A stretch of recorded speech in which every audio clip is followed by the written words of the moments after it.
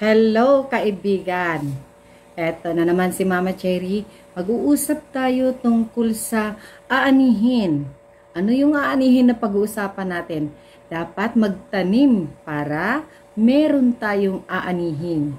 Yan yung pag-uusapan natin. Pero syempre, bago yan, kung hindi ka pa subscribe sa channel ni Mama Cherry, huwag kalimutan i-click ang notification bell all sa baba para updated ka sa lahat ng videos ni Mama Cherry.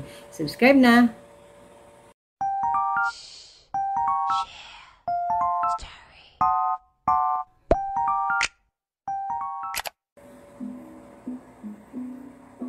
Magtanim para meron tayong aanihin. Ang pagtatanim na sinasabi natin or magtatanim tayo ng pagmamahal. Pagmamahal at kabutihan. Yan yung kailangan natin. Kailangan natin magkaroon ng pagmamahal sa ating kapwa, sa ating pamilya at syempre sa ating sarili. Dapat meron tayong pagmamahal at pagtitiwala sa ating kapwa. Kasi para ang ating isipan at ang ating puso ay aani ito ng maganda at magkaroon tayo ng masayang buhay. Yan ang sinasabi nating magtanim para meron tayong aanihin. Kailangan magtatanim tayo ng kabutihan, kabutihan sa ating kapwa. Madaling sabihin, magtanim tayo ng pagmamahal, tiwala at kabutihan. Sabi nila, madaling sabihin pero mahirap gawin. Kung sasabihin mong mahirap gawin, eto yung mga sinasabi natin na kung meron kang galit sa iyong puso, mahihirapan ka talaga sa sinasabi nating pagmamahal. Yung galit na nakatanim dito sa ating isipan at sa ating puso, dapat unti-unti natin itong tanggalin, unti-unti natin itong bawasan.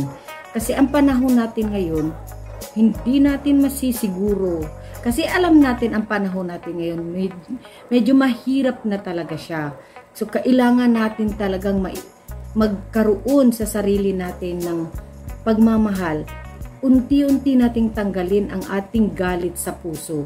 Kung meron kang galit sa iyong puso, sa umpisa mahihirapan ka. Pero kung marunong kang magpatawad, kung marunong kang magpakumbaba, yung galit na nararamdaman natin sa ating puso ay unti-unti yang mawawala.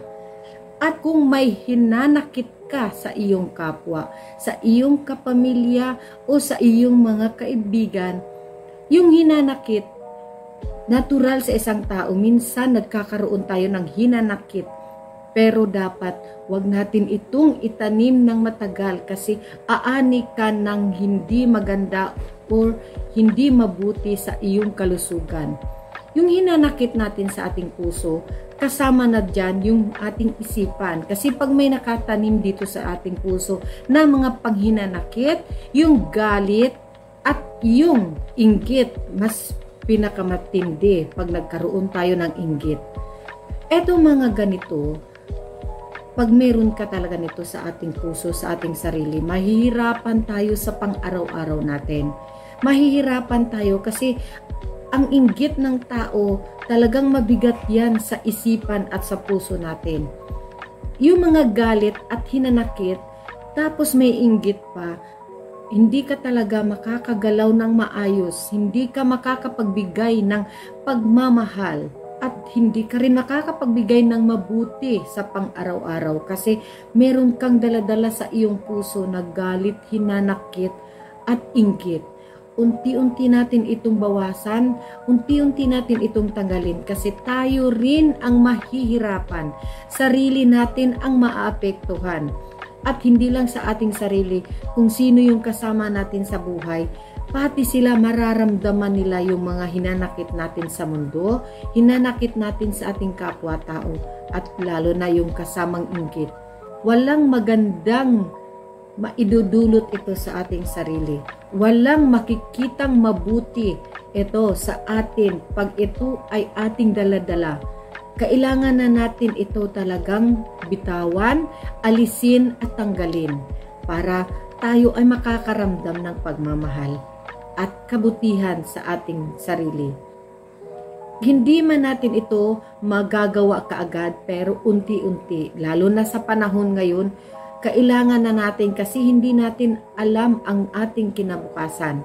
Alam natin na mahirap na ang panahon ngayon. So kailangan na talaga natin ang magpatawad sa ating sarili at sa ating kapwa. Kasi pag puno ng galit, inggit, at hinanakit ang ating puso, priority ka dyan sa sakit. Priority dyan ang mararamdaman mo, ang bigat sa puso at sa isipan natin, di ba? At kailangan alisin natin ito lahat at palitan natin ito ng pagmamahal at pagtitiwala sa ating kapwa. Kailangan natin itong tanggapin na kung minsan ay nagkakamali tayo. Oo, tao lang tayo na natural na nagkakamali, natural na madadapa at natural na makakagawa ng hindi mabuti sa ating kapwa. Pero pag tayo ay magkaroon ng pagpapatawad sa ating sarili at tanggalin na natin yung mga hinanakit at yung mga galit sa ating puso at isipan, lalong-lalo na ang inggit, mararamdaman mo talaga ang ligaya sa ating buhay. Ito talaga ang sinasabi ni Mama Cherry ngayon na tungkol dito sa magtanim para may aanihin. Maganda talaga na magtanim tayo ng kabutihan.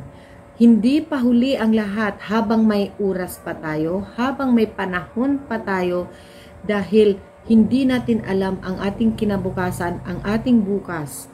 So ngayon, umpisahan na talaga natin kasi alam naman natin ang panahon ngayon, isang matinding pagsubok ito sa buhay sa atin. Kung ano man yung mga ugali natin dati, kung ano man yung mga gawain natin dati, unti-unti na natin itong bawasan, unti-unti na natin itong tanggalin yung mga nakatanim sa ating puso. Kasi pag may nakatago dyan, mabigat dalhin talaga yan. Mabigat talaga siya dalhin at mahihirapan tayong gumalaw, kumilos sa araw-araw.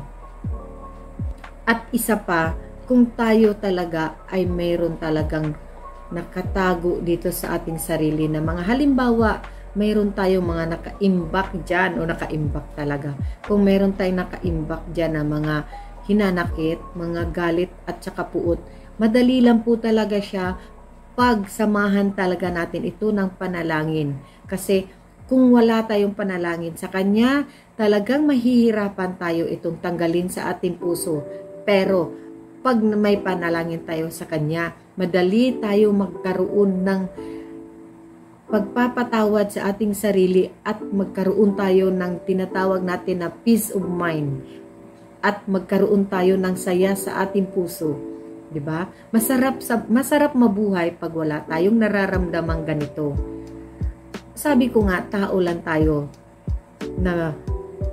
tayo na minsan nagkakasala, minsan nadadapa, at minsan nagkakamali talaga. May mga bagay kasi na pang araw-araw na hindi natin maiwasan na nandoon na yung paggising natin sa umaga, mabigat ang ating nararamdaman. Hindi maganda ang gising natin sa umaga. Tapos paglabas mo ng kwarto kasi mainit ang ulo mo, mabigat ang nararamdaman mo. Paglabas mo ng kwarto, kung ano-ano ang mga sinasabi natin, nakapagbitaw tayo ng hindi magandang salita, nakapagbitaw tayo ng hindi magandang naipakita. Ito ay magdudulot ng hinanakit sa ating kapwa. Magkaroon ito ng hinanakit sa ating pamilya kasi paggising natin sa umaga, nandoon na yung chut-chut-chut-chut. Hindi maiwasan. Kaya minsan talaga, sabi ko nga, tayo ay tao lang nagkakamali. So wag natin itong hayaan na hanggang maghapon ganun. Unti-unti natin itong i-adjust ang ating sarili na pagdating ng tanghali o kaya ng hapon, unti-unti nang nakabawi yung galit mo, yung hinanakit mo at yung mga chut-chut-chut-chut mo kasi mabigat talaga kasama sa bahay at mabigat kasama sa buhay pag mayroong ganitong ugali. Kailangan na talaga natin magkaroon ng mabuting samahan at pagmamahal sa bawat isa. yung mga ginagawa natin araw-araw. Oo, minsan kasi talaga, lalo na ngayon, di ba, nasa bahay lang tayo, wala tayong magagawa, hindi tayo pwedeng basta-basta lumabas. Kaya minsan nagkakaroon na tayo ng sama ng loob, yung mga hinanakit kasi gusto nating umalis, gusto nating lumabas, kaya lang mahirap dahil nga sa panahon, i-adjust na lang talaga natin at i-enjoy natin ang ating buhay, i-enjoy natin ang ating sarili kasama ang ating pamilya. Huwag tayong magpapadala sa hinanakit, sa galit, kasi dahil sa nangyayari sa panahon. At sasabayan pa natin ito ng sama ng loob, lalo talaga tayong mahihirapan magtanim at magkaroon ng magandang bunga. Kaya para makapagtanim tayo ng maganda at magkaroon tayo ng magandang bunga, umpisahan natin sa ating sarili. Umpisahan natin sa ating sarili kasi kung hindi manggagaling sa ating sarili, talagang mahihirapan tayo. Tayo ang may alam sa ating sarili. Tayo ang nagdadala sa ating sarili. Tayo ang nagdadala kung paano magmahal sa kapwa. Siyempre, bago ka magmahal sa iba, mahalin muna natin ang ating sarili. Diba? Sana itong video ni Mama Cherry ngayon tungkol sa magtanim para may aanihin. Sana nakapagbigay ako ng konting tips sa buhay-buhay. Kasi kailangan talaga natin ito ngayon sa panahon ngayon. Kung halimbawa mayroon akong natamaan or hindi nyo nagustuhan ang video ni Mama Cherry ngayon, pakisulat nyo na lang po dyan sa comment section yung mga reaksyon natin. Kasi kay Mama Cherry, nagbigay lang naman ako ng konting tips sa buhay-buhay. Nagbigay lang naman ako ng konting idea paano magtanim at magkaroon ng magandang ani. Yung sa akin, sarili ko lang namang opinion yon, sarili ko lang tips sa buhay-buhay. At kung halimbawa, hindi ka pa subscribe sa channel ni Mama Cherry, paki-click na lang po ang subscribe button dyan sa baba. Sama nyo na po ang bell all para updated po kayo sa lahat ng yaw-yaw ni Mama Cherry. Dahil alam nyo naman si Mama Cherry, mahilig mag-yaw-yaw. Yun lang po. Thank you po sa pagsubaybay sa channel ni Mama Cherry. Kita-kita po tayo sa susunod na mga videos ni Mama Cherry. Thank you po and bye-bye!